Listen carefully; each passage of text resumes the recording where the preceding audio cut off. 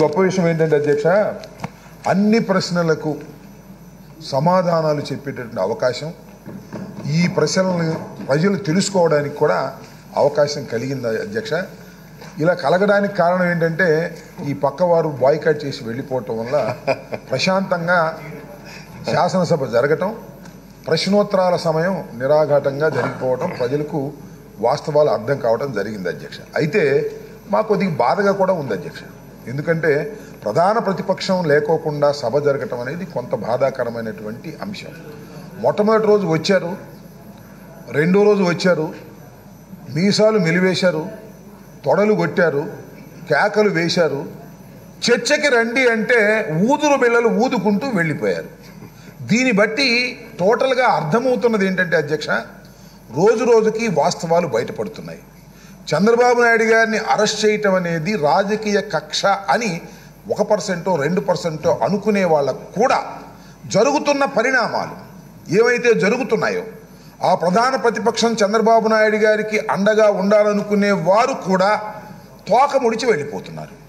ఒక ఆయనేమో ఢిల్లీ వెళ్ళి కూర్చున్నాడు, ఒక ఆయనేమో ఎక్కడున్నాడో తెలియదు సపోర్ట్ చేసిన వాడు, కోర్టు వారేమో తగినటువంటి సమాధానాలు ఇస్తున్నారు, ఇచ్చినటువంటి ప్రతి పిటిషన్ను కూడా తిరస్కరిస్తున్నారు. అంటే ఆ కేసు ఎంత బలంగా ఉన్నది అనేది ఒక స్టెప్ బై స్టెప్ అందరికీ కూడా అర్థమయ్యేటటువంటి పరిస్థితి చాలా క్లియర్గా అర్థమవుతుంది అధ్యక్ష. చంద్రబాబు నాయుడు గారిని 2 రోజుల పాటు కస్టడీకి ఇచ్చారు, విచారణ చేశారు. ఆయన ఏమంటారంటే కస్టడీలో నేను బాగా సహకరించాను విచారణ అంటారు, కానీ కస్టడీకి వెళ్ళినటువంటి బృందం మాత్రం వారు సహకరించలేదనే మాట మాట్లాడుతున్నారు. ఇలా పరిణామాలు రాబోయే కాలంలో మరింత వివరంగా ప్రజలకు అర్థమవుతాయి. చంద్రబాబు నాయుడు గారు జీవితం అంతా కూడా అన్యాయాలు, అక్రమాలు, మోసాలతోనే వారు ఈ రాజ్యాధికారాన్ని చలాయించారు. రాజకీయాలు డబ్బుమయం చేసినటువంటి వ్యక్తి ఈ భారతదేశంలో ఎవరైనా ఉన్నారు అంటే చంద్రబాబు నాయుడు గారు. ఎవరైతే డబ్బుమయం చేస్తారో ఏమవుతుంది అధ్యక్ష, నెక్స్ట్ అధికారంలోకి రాగానే డబ్బు గుంజుకుందాము అనుకుంటారు. అదే జరిగింది ఇక్కడ. 1 స్కామ్, 2 స్కాములు, 3 స్కాములు దొరికినంత వరకు, దొరకనివి చాలా స్కామ్స్ ఉండొచ్చు. కాబట్టి రోజు రోజుకి జరుగుతున్న పరిణామాలు చాలా తేట తెల్లవిగా అర్థమవుతా ఉన్నాయి. చంద్రబాబు నాయుడు గారు అనేక తప్పిదాలు అధికారంలో ఉండగా చేశారు.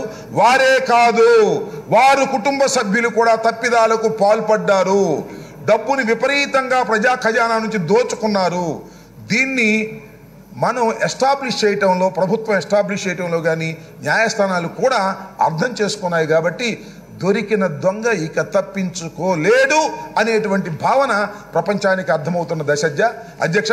అందువల్లనే ఆ సీట్లన్నీ ఖాళీగా ఉన్నాయి, పారిపోయారు. లేకపోతే చర్చకు వచ్చేవాళ్ళు, స్కిల్ స్కామ్ గురించి మాట్లాడేటప్పుడు వినేవాళ్ళు, వారు కూడా మాట్లాడేవారు. మాట్లాడవలసిందిగా ఆహ్వానించినా కూడా పారిపోయినటువంటి సందర్భాన్ని మీ ద్వారా కోరుతున్న అధ్యక్ష. రాష్ట్రంలో ఉన్న ప్రజానీకం ఈ విషయాన్ని అర్థం చేసుకోవాలని, ఇది రాజకీయ కక్ష కాదు, తప్పు చేశారు కాబట్టి ఆయన అరెస్ట్ అయ్యాడు.